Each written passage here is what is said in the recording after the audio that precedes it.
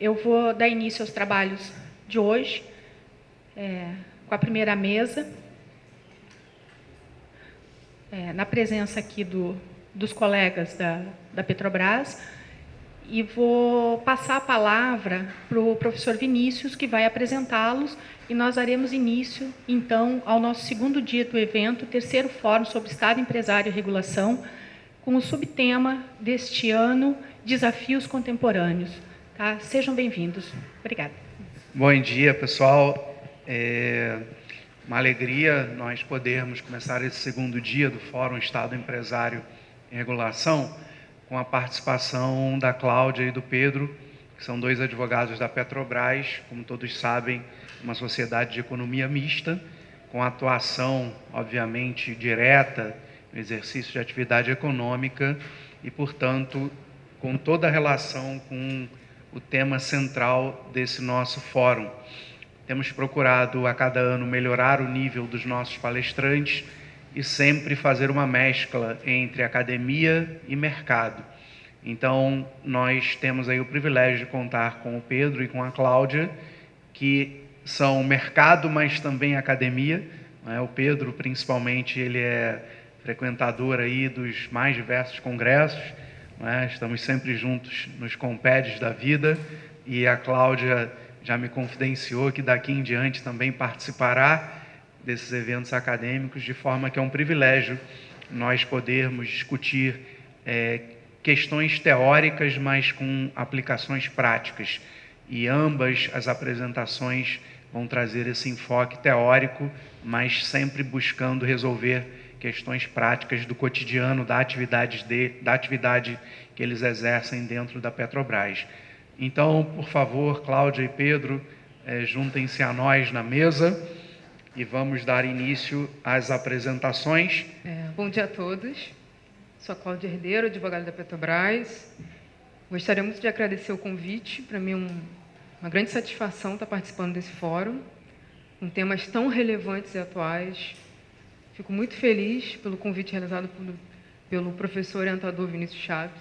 Para mim é uma grande honra estar aqui com vocês hoje, compartilhando um pouco da minha experiência e dessa pesquisa, que para mim foi bastante engrandecedora. Espero que vocês consigam tirar bastante proveito e, da mesma forma eu, de poder trocar bastante experiência aqui hoje. Eu prefiro ficar de pé para conseguir dialogar melhor com vocês. O tema que eu trouxe para a gente discutir trata-se da responsabilidade dos administradores das sociedades de capital misto e a aplicação da Business Judgment Rule sob o prisma do interesse público. A terminologia capital misto ela foi selecionada de propósito. Vocês devem conhecer mais como sociedades de economia mista, é a mesma coisa.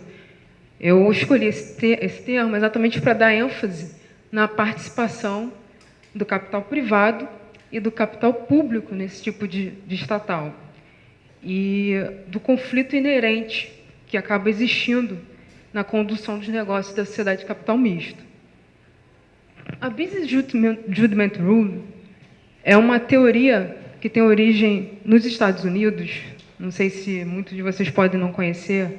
Eu, particularmente, vim a ter contato com ela mais no meu dia a dia empresarial, em que ela foi criada mais ou menos no século XIX, com o objetivo de criar critérios objetivos para análise de decisões negociais no âmbito das companhias de modo geral, decisões negociais tomadas pelos administradores. Qual foi o motivo da criação dessa teoria, que também é conhecida como um standard, nos Estados Unidos? Porque seria um padrão de conduta desejável e esperável que os administradores tomassem diante dos negócios que eles conduzem nessas companhias. O objetivo foi criar exatamente critérios que não se tornassem arbitrárias decisões dos julgadores, tanto em âmbito judicial como administrativo, a ponto de entrarem no mérito das decisões negociais tomadas nas companhias de modo geral. Então, foram criados alguns padrões, alguns requisitos, que não é codificada, como a maioria normas, não existe um código, são padrões que você extrai das decisões, que são esperados que os administradores tomem para que eles possam ser beneficiados desse Business Judgment Rule, afastando a responsabilidade, eventual responsabilidade, por uma decisão tomada e que venha acarretar um prejuízo ou que, de alguma forma, foi equivocada, né? Então, os julgadores, no caso concreto, eles analisam e veem se o procedimento decisório, não necessariamente o mérito da decisão, mas o procedimento, que a gente vai ver mais à frente, se atendeu aos requisitos dos deveres fiduciários, isso vocês devem conhecer, a gente tem, semelhante aqui no Brasil, na lei das SAs, deveres fiduciários, dever de diligência, que todo administrador deve ter, o dever de lealdade, dever de obediência ao objeto social, ao interesse da companhia, dever de informação. Então, uma vez atendido, e também a boa-fé, né, com certeza, a boa-fé na tomada de decisão, esses requisitos, o julgador poderia estar afastando a responsabilidade, muito embora a decisão tenha sido infeliz e tenha causado um prejuízo à companhia. Por favor. Então, o nosso objetivo aqui será analisar o papel do interesse público na tomada de decisões negociais pelos administradores de sociedade de capital misto, que a gente vai ver que a gente está lidando com sociedade de capital misto, onde não só o interesse de lucro, há também o interesse público. Então, por isso, a ênfase é o capital misto, né? E vamos verificar se uma decisão negocial tomada em detrimento do retorno financeiro, mas em consonância com esse interesse público, poderia restar protegida por essa regra de julgamento de negócios, como ela também é conhecida, a Business Judgment Rule.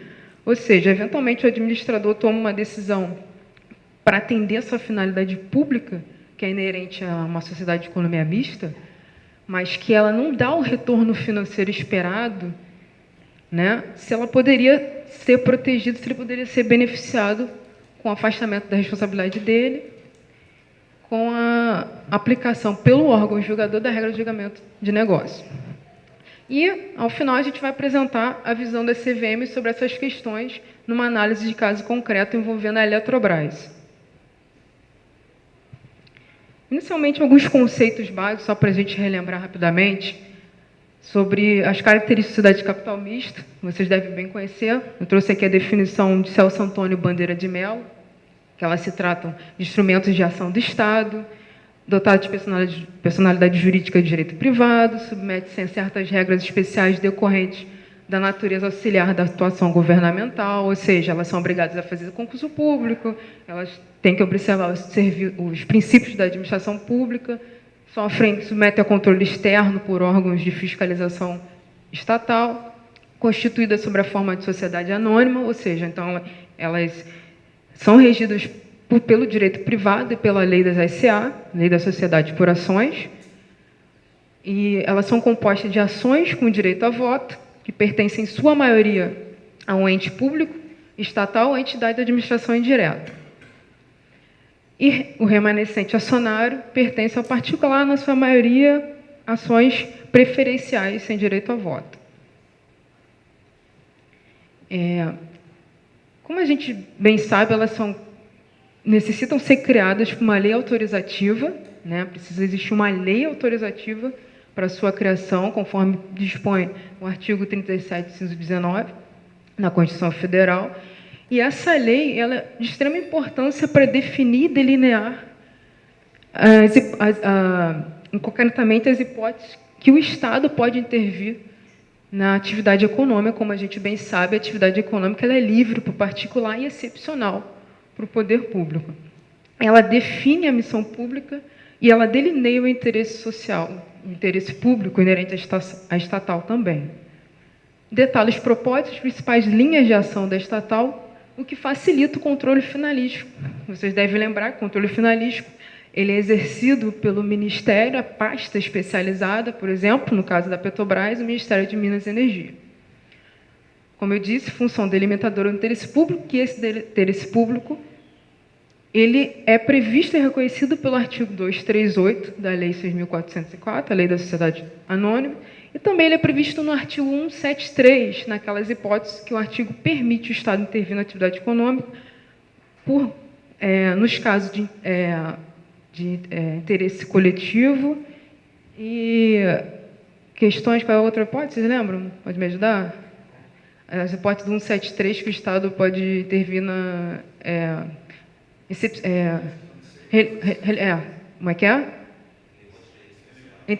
Relevante interesse coletivo e segurança nacional. Que aí, no caso, são as ressalvas que o Estado pode estar intervindo na atividade econômica. No caso, uma sociedade de economia mista, supostamente relevante interesse coletivo.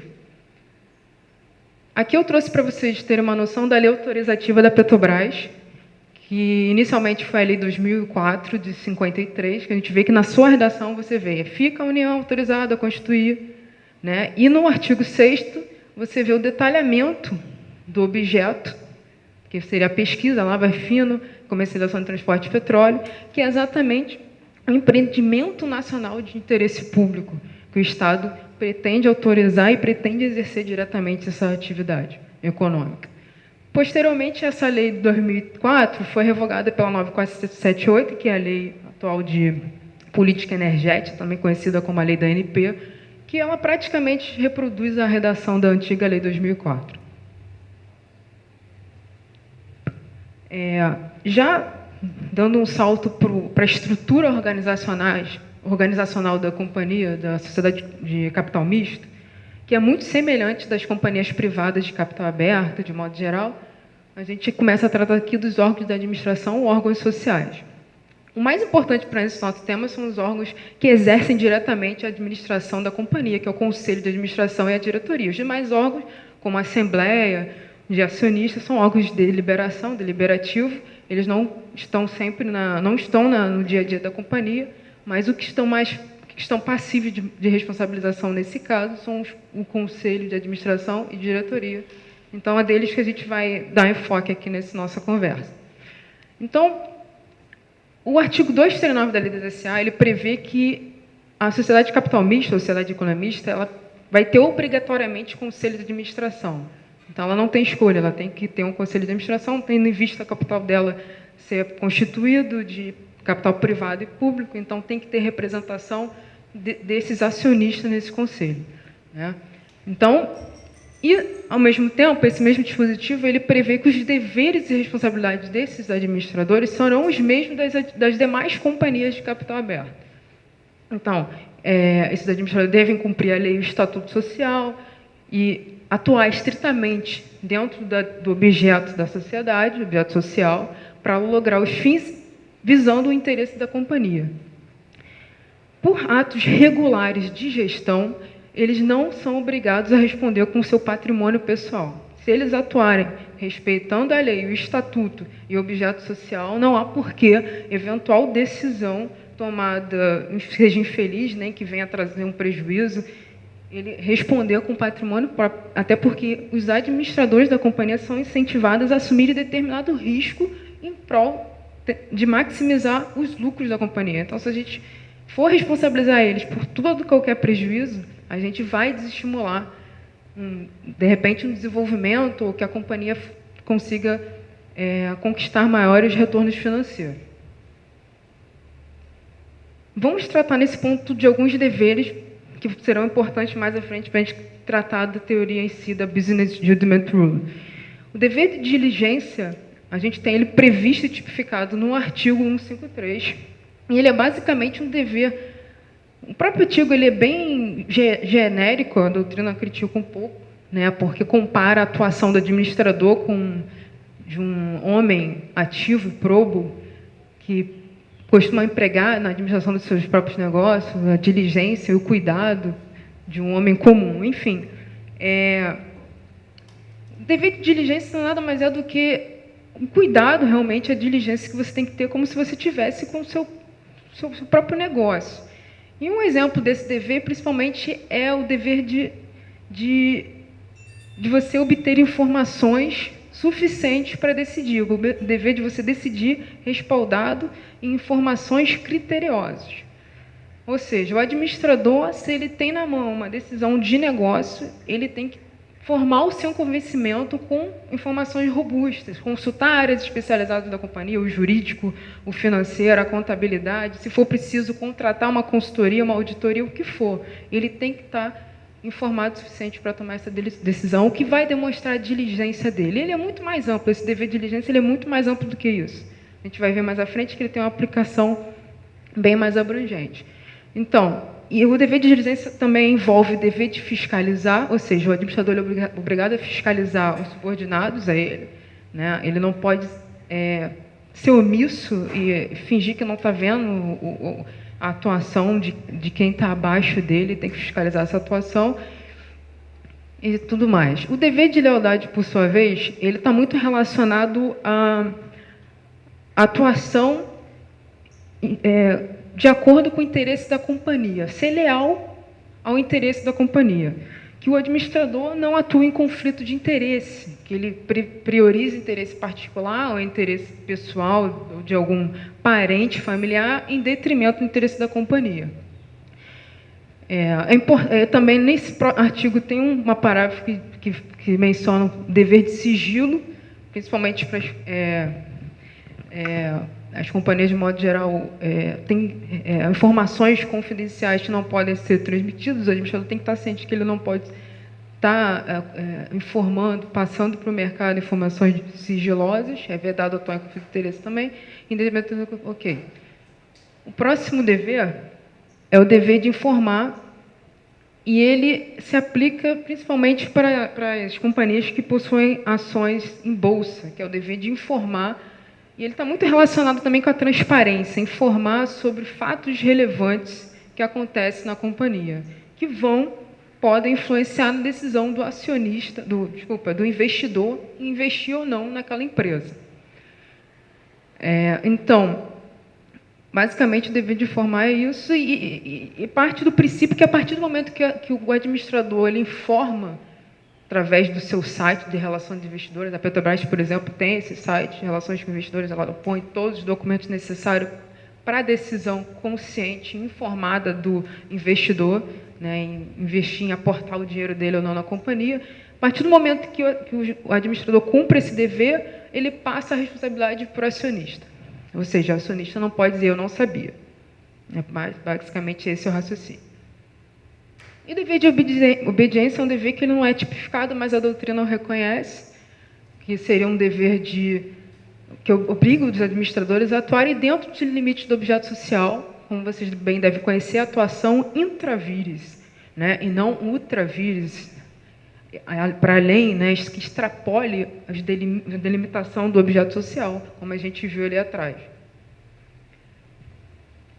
Já entrando aqui na responsabilidade dos administradores, vou falar rapidamente do regime jurídico da responsabilidade dos administradores da sociedade de capital misto, que praticamente é o mesmo, como a gente viu, o 239 da Lei dos SA, ele informa que será o mesmo regime das sociedades de capital aberto que atuam no mercado. O regime jurídico básico da responsabilidade civil encontra-se no artigo 186, 187, 927 a 942, que a gente já bem conhece, do Código Civil, em que, a princípio, conceitua o ato ilícito, que seria a conduta culposa ou dolosa, comissiva ou omissiva, contrária à ordem jurídica. Ele nasce de uma infração à lei ou ao estatuto ou ao dever legal, né? Infração ao dever legal, que seria, no caso do administrador, a lei ou o estatuto. Pode também nascer do abuso do direito, que também seria um ato ilícito. E, mais especificamente, a lei das SA traz para a gente a responsabilidade dos administradores, no artigo 158. E lá, no seu caput, ele diz, você consegue inferir que a regra é a irresponsabilidade. Ou seja, se o administrador agiu de boa fé, atendendo os deveres que ele deve respeitar, aqueles que nós vimos lá atrás, não há por que ele ser pessoalmente responsabilizado por obrigações que contrair em nome da sociedade em virtude de ato regular de gestão. Porém, responde pelos atos e prejuízo que causar quando agir dentro de suas atribuições com culpa ou dolo. Ou seja, a gente vê um elemento subjetivo aí para poder responsabilizar o administrador. Ou com violação da lei e do estatuto.